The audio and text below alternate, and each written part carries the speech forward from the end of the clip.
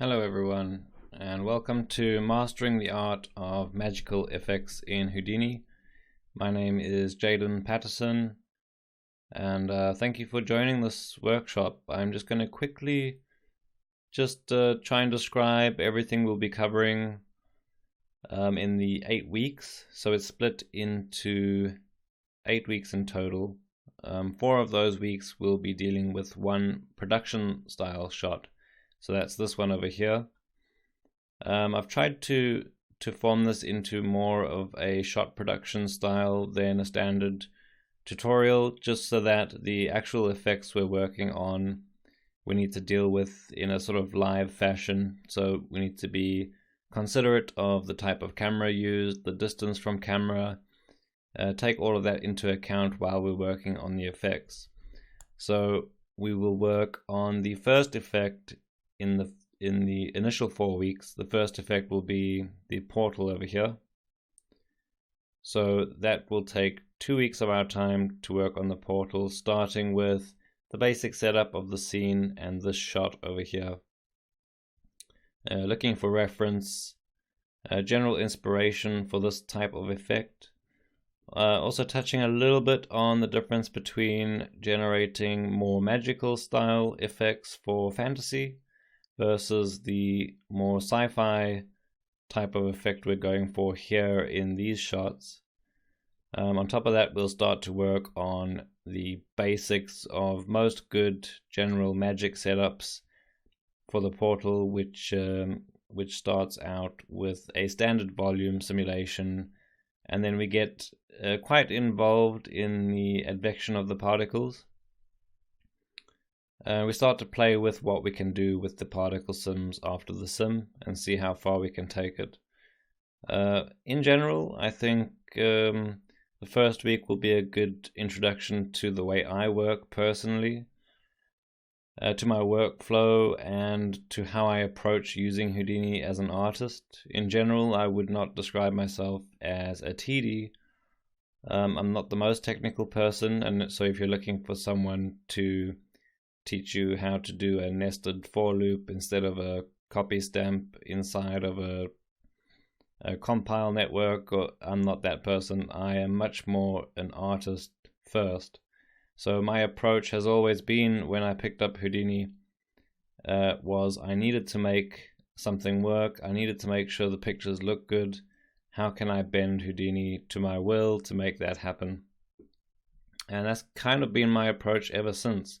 So this first effect in this shot is a broad stroke introduction to that kind of part of my workflow, and how we can very simply and very quickly get complex looking effects just by using some of the more simple style tools that we have available.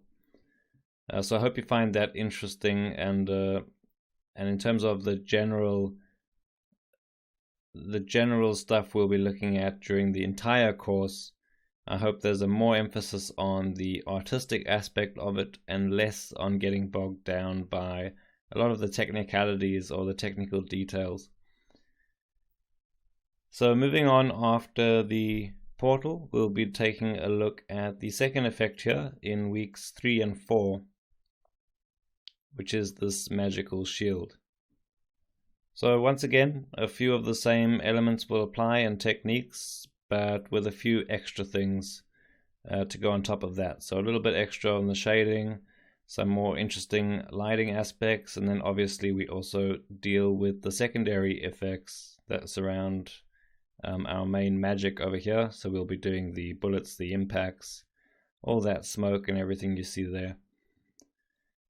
In week 3, we'll basically do pretty much the bulk of the work on the shield. So procedurally setting up the shield, how it's placed in the scene, how big it is, and then the particles and advection workflows we use to generate the main part of that effect in that shot.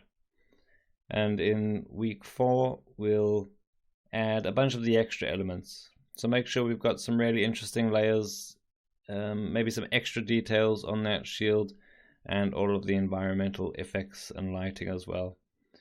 I should mention that for both of these effects and for all of the effects in this workshop, they all involve a fair amount of compositing. And with magic in general, you will find that magic in particular does need quite a lot of compositing, in a way that sort of destruction or purely volumetric effects work might work without compositing. Magic can really be taken to the next level in comp. So we do spend a fair amount of time in comp as well, going through that. And whether you're using Nuke or Fusion, you should be able to follow along for the most part. At this point, I think Fusion is still actually free, so if you are interested in picking it up, they're not that different, and you can get used to Fusion if you know Nuke quite easily, I think. I actually use both at the moment. Moving on from that, from week 5 to 8 is another shot, which I'll show you here. This is our decloak and our EMP shockwave effects. So at this point we jump into a completely different shot, different camera, different environment, and a different main character type thing here. So once again, hoping to learn a few extra techniques that I generally use to drive the unwrapping or unfolding animation of this drone object. We generally call that a decloak. It's an invisible object and it's becoming visible before it does its magic power. So a bunch of extra stuff involved here that we would not have tackled in the previous effects, such as those lines and the electrical arcs traveling on the surface, and then a little bit of a more detailed SOP-based geometry editing as well. I would say this particular effect also has some slightly more advanced shading techniques. Nothing too crazy, but we do spend some time in the shader, and then a pretty complicated composite as well. Then moving on into the last 2 weeks of the course, we tackle this EMP effect, which kind of the goal with this one was to try and bring together a bunch of the techniques we had used in the previous effects to see if we can apply them to something completely different. So here we've got this shockwave, we have impact dust, we have some magical element in the middle of the shot, and we have quite a lot of electricity, some shading as well, and just general effects lighting. So just to recap, I think we pretty much tackle everything and every technique I use to deal with magical style effects. In this course, it is definitely a lot more sci-fi focused, but every single one of these elements is very applicable to a fantasy style, for example. So magic is magic at the end of the day, and what directors and clients want to see is these energy related elements.